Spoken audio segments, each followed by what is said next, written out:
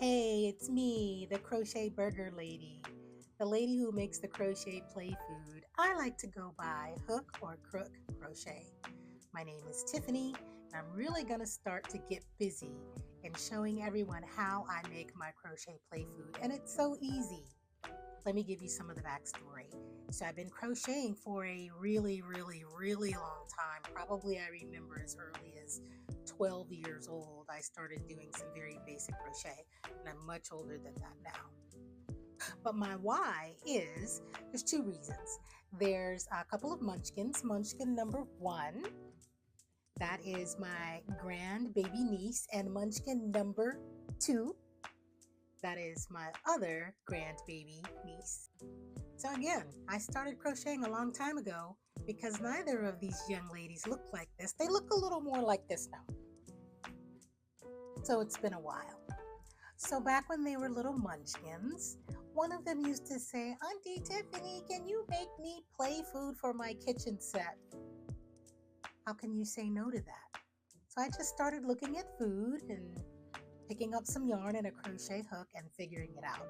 Now, some of my first food projects were not like what you see today at all. And baby munchkin number one was delighted with the play food that I made for her. It was not really to scale, it was just kind of all over the place, but the more I did it, the better I got. What I want to start with today is straight lines. Straight lines can sometimes be the easiest, but not always. I think if you are a beginner crocheter, this is something that you can do. You'll need to know how to do a single crochet, a double crochet, and maybe to pick up a needle and some yarn and sew things together.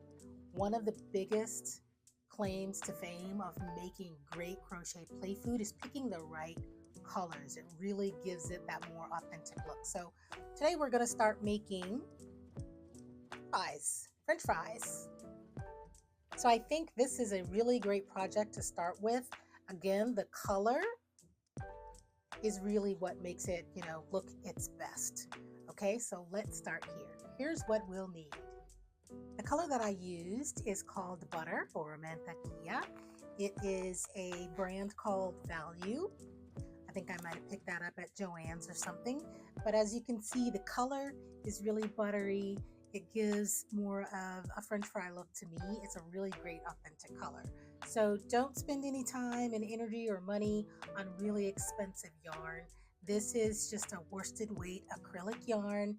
The cheaper the better, especially when you're making most crochet play food projects. Sometimes you might want a specialty yarn, but keep it simple. The next item you're going to need is a small pair of scissors just for cutting your yarn. You'll also need a darning needle. I found these really thick darning needles with kind of the hook on the edge, and it's got a very large eye. When you're working with acrylic yarns, sometimes it's very hard to thread a really small needle with a small eye, so that's the one that I choose. Last but not least is your crochet hook. I like to kind of fall in with a 2.5, 3mm crochet hook. I like them a little on the smaller side. Now, of course, when you're starting, the smaller the hook, the more challenging it might be for you. If you use a larger hook, your finished product is just going to be much larger. So if you can kind of work with the little fiddly bits and use a 2.5 or a 3mm crochet hook, that's what I'd recommend for this project. All right, let's see how my lighting works out for you. This is a finished fry, and as you can see, they will probably turn out not, exactly the same every time, which is a good thing because, it gives, I think, more authenticity to the fries when they're not all exactly the same. But this is what the finished product should look like. So let's start on your first fry by creating a slip knot. And then you're going to do 32 single crochet. And a single crochet, if you don't already know, is you wrap your yarn around, do your loop, that's one, wrap your yarn, that's two, and so on. So you're going to do 32 of these, so do 32, and then I'll meet you right back here. So that's 32 single crochet that I've done here, and we're going to do a half double crochet stitch all the way down, starting in the third loop. So we're going to use this little stitch right here in the back, this little loop right in the back, and we're going to start in the third, so it would be 1, 2, 3.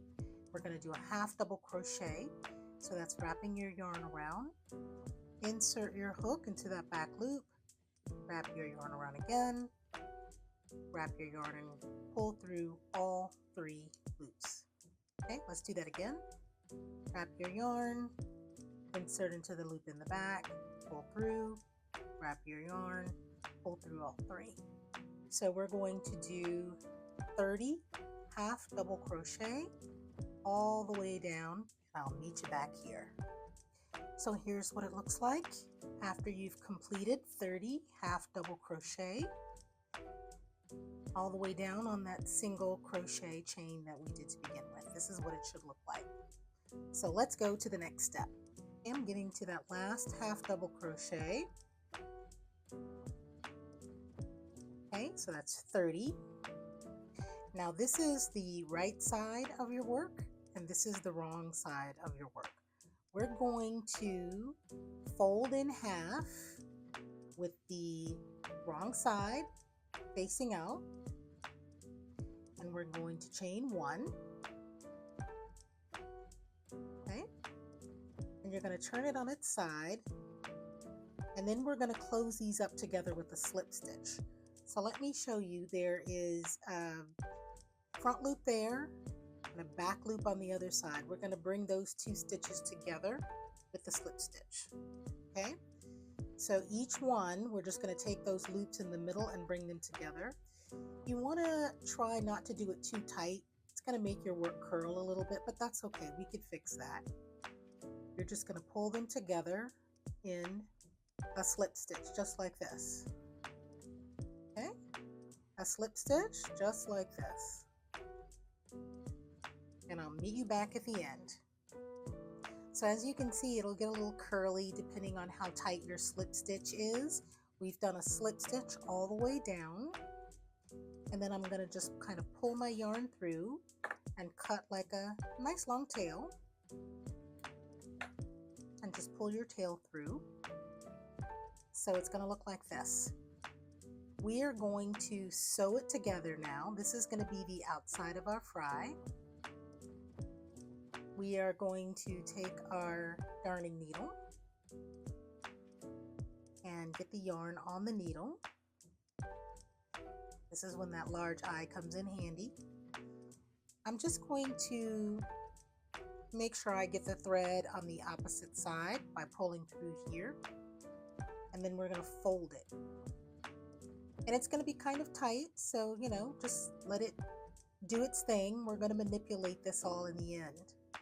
And what we're going to do is we're going to take each loop, the full loop, and just sew them together, a whole loop there.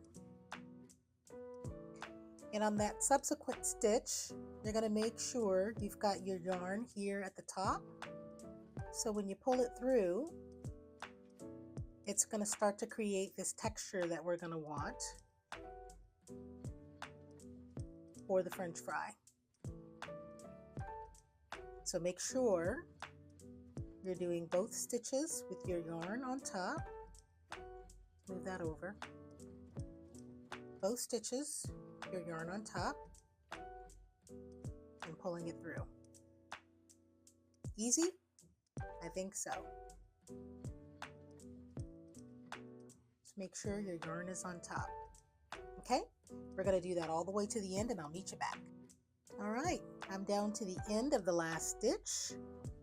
I'm just going to bring together at the end of my fry. I'm going to just tuck in these ends and cut them off. That first little end that we had, I'm going to tuck that one in. And then you're just going to cut off those ends and then shape your fry. Okay. So you see how you can just shape it, pull it together, That's it.